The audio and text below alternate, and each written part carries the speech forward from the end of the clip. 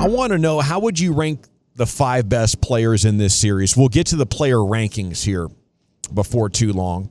Answer me that. But also answer me, what is the most important matchup to win in order to bring home that Larry O'Brien trophy again? The text is 877-881-1053. Wolchuk, Broadus, what jumps out to you as the most important matchup?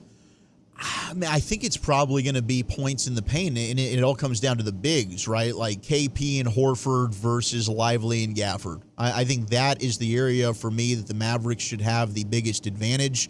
I think KP can play good defense, and Jason Kidd alluded to that as well today when he was talking to the media. Like, one of the things that stood out to him in the brief time that he coached KP was the rim protection and being able to block shots, and we've seen KP be able to do that, and then he can stretch him out. But I just don't think either of them have the same type of athleticism and skill set that we've seen when it comes to the Lob City than in the show. I mean, my gosh, airplane mode that really Gafford and Lively have been able to put up. So I think those bigs, like, that's the matchup that I really want to see the Mavs dominate. You could make a case that the 2 superstars on each team could cancel each other out. So then what are the X factors? And I think the Mavs should have an advantage down low with Lively and Gafford. The big matchup is fascinating. Can Porzingis do enough defensively to, stay on the court and be a factor with his 3-pointers? You mentioned the rim protection, and it's good. But switching pick and roll should be death for them. Yeah. If they want to take him off one of the bigs and put, like, Tatum on a big, now it's Tatum trying to stop Lively and Gafford in the dunker spot. Good luck. While Porzingis is, like, trying to get his hand up to stop Washington or Jones from shooting threes and then also recovering to stop the slashing.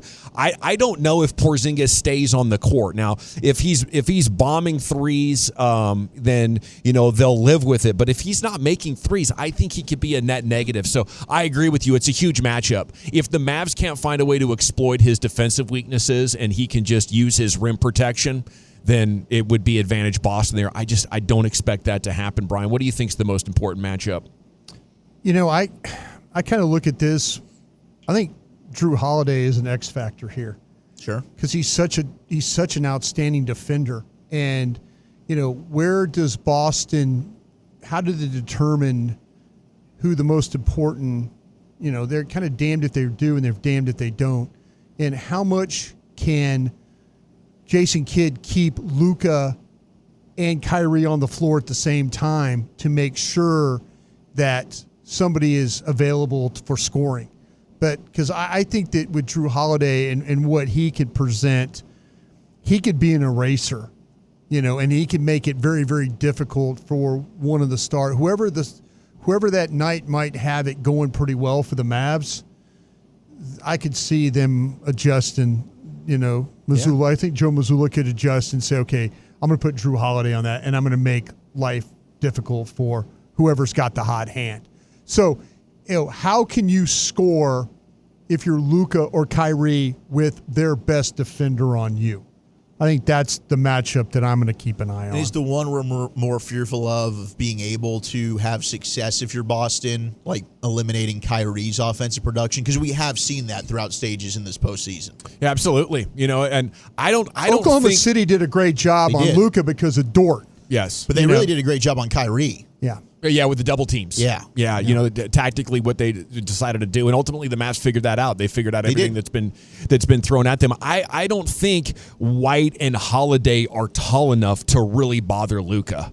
Right. Especially or big, like thick enough. Yeah, I think it takes a real special defender, and those guys are good, especially against smaller players. But you're looking at 6'2" and 6'4" against Luka. I just don't think that's going to bother him that much. We checked the text. Ed in Denton says, I want a meatball sub. Can't blame him. Yeah. Cannot blame him for that. It does sound delicious. That might be Broadus' fastball. I don't know. The meat loaf is incredible as well. The meatloaf sandwich. There's a lot of good things. Oh, man, I was thinking about that meatloaf sandwich, by the way. Oh, dude. The herbs and spices. It's great. Yes. Let's put some little sauce on it, like maybe some mashed potatoes on it. Ooh. Or like cooked in a roll or something like that. So okay, let me say, you would. Well, I did the turkey on a bun I did Thanksgiving on a bun for you guys. Yeah. So you want me to do with the mashed potatoes? Yeah, that'd be crazy. On the meatloaf. Yeah. See, I need ASAP. to Maybe like a roll type of vibe. Yeah, I need to make the meatloaf, and instead of doing like a 1 pound or 2 pound loaf, I need to do a 4 pound. Yeah, that sounds so great. that way you get more squareness to the meatloaf on the bun. I'm gonna come and then, super hungry this time. Yeah. I already ate 2 last time. It was a feast. 214, give me Kyrie, Luka, Lively, Gafford, and Kidd, says Kyle and Addison. Gavin didn't want to hear about Holiday. Yeah, hey, I a lot of respect, right? Yeah. But my thoughts about how height plays a bigger and bigger factor as you get closer and closer to the crowning of the champion. You look at the playoffs, and they're the Celtics are in a situation right now where Jason Tatum has been a much better scorer of the 2 ball than he is the 3. I mean, he's shooting like 29% on threes. Their best player's been Jaylen Brown. It hasn't been Jason Tatum. Yeah.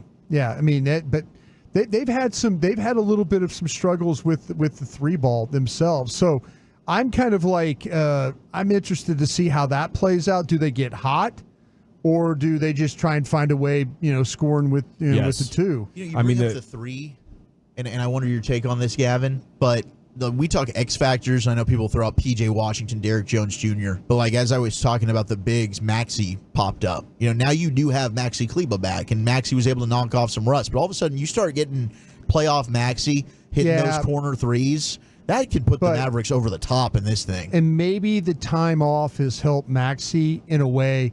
He was not interested in knocking down threes. No, he didn't want to catch it and rip it. He did not. He was more interested in trying to pass and get in position in that Minnesota series coming back. I don't blame him. Maxey's a guy that will dive on the floor for a ball and stuff like that. I don't think he was really interested in that in this series. But let's see in this Boston win. He needs to just step back and knock down some threes if he can. You can go small with Maxey. If he's hitting threes, it's over. You are going to win if Maxey makes more than half the threes he puts up. He is also a big, strong defender that another guy that Tatum and Brown are going to have to deal with. He does a great job of not playing on the ball. He plays vertically. Yeah. I mean, he knows how to go straight up and make himself horizontally hard to get the ball over. It's very difficult to get over. Yeah. It's the combination of the Mavericks' 4 guys that can really get after you on the perimeter against Brown and Tatum that I think might be the most important matchup. And the last time Tatum got this far, it did not go well for him. No. And I think having guys like Washington and Jones just laser focused on slowing you down as much as possible is so different than the regular season. The Celtics led the league in 3-pointers made per game in the regular season. This is totally different. They're struggling a little bit right now, though, if you just look at percentages. Yeah,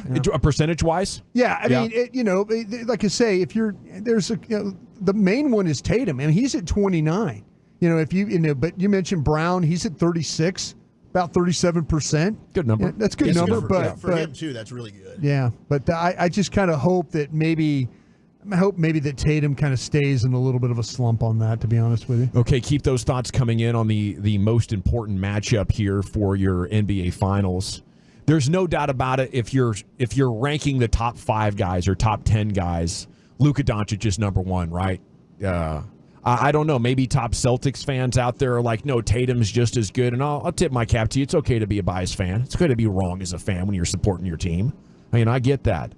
But what Luka's done here throughout the last month or so is just separate. Mike and Corey and Kevin today did a draft. Yeah, they did a draft where they picked one and the other, and Luka on their poll was number 1. And I don't think that's a homer pick. No. I don't think that's homer at all. I think there's a lot of people in the league that would probably say Luka's 1 and Kyrie's probably 3 after you pick Tatum or Brown, if that's the route you want to go. Yeah, Tatum number 2 here. I'm working off a list off CBS Sports.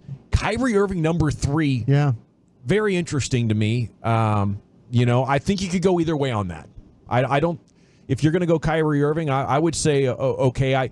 I prefer the guy who's 6'7", who can defend the multiple positions, and but hey, Kyrie Irving gets it done in his way, and he's shown that maybe as the playoffs go on, he's a better version of himself. He's the ultimate teammate superstar right now. The way that he complements Luka, there's so much extra that you get with Kyrie Irving, and I was happy to see that CBS Sports gave him a tip of the cap and chose him over Jaylen Brown at 877-881-1053. I think so far you can't really argue too much with what they've done. But then we get to number 5. Is the 5th best player in this series named Kristaps Porzingis? It's hard to know what you're going to get from KP. I mean, I guess those games that he came back from injury, he was really good. But it's like, how much is he going to play? Is he going to come back and all of a sudden you get a re-aggravation of the injury? I mean, I love Derek Lively. I think I've made that very, very clear. I would argue for Lively to be in this spot personally with how he's played this postseason. At 877-881-1053, who is your fifth best player in this series, Brian? How do you answer that question? I mean, he had 2 games with 7 points and 6 points and 2 18 bombs. Yeah. Okay. I mean, I might argue Drew Holiday over KP personally. I think he might be the most overhyped player of the last decade in the league. Porzingis? Yeah. Yeah. I tell you what, Lively. No, I'm not. Lively means so much to this team.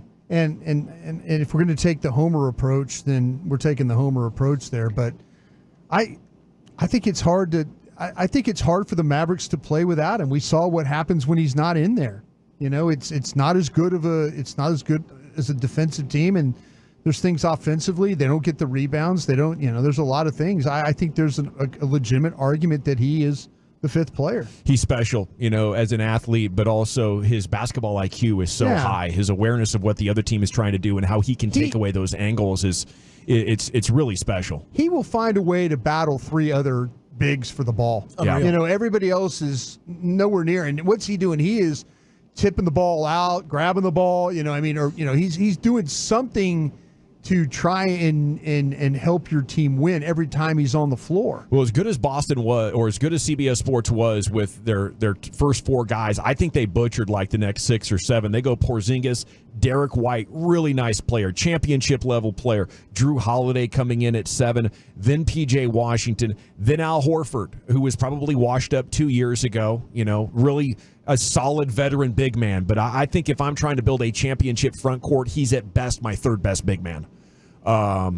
You got Derek Lively coming in at 10. I would have Lively and Washington ahead of anybody else there. That's who I would be picking from for my 5th spot. It's very difficult to be the 3rd best player on a team that has LeBron and D Wade. What happened to Chris Bosh? Same thing happened with Kevin Love back in Cleveland. He went from top 5 consideration for player in the game to, is this guy even top 20? Being the 3rd guy is tough. PJ Washington has been inconsistent. Daniel Gafford is going to have a massive impact when you're talking rim protection and rebounding. I get it. Jones is a big factor too, though. And his ability to guard multiple positions, I'm fascinated to see. Derrick Jones Jr. could really cause Tatum some problems in this guard series. Positions, knock down threes, and then spectacular game-changing dunks. I mean, his nickname's Airplane Mode for a reason. Yeah, it's our guy. Yeah. Joined us twice over the last 6 weeks.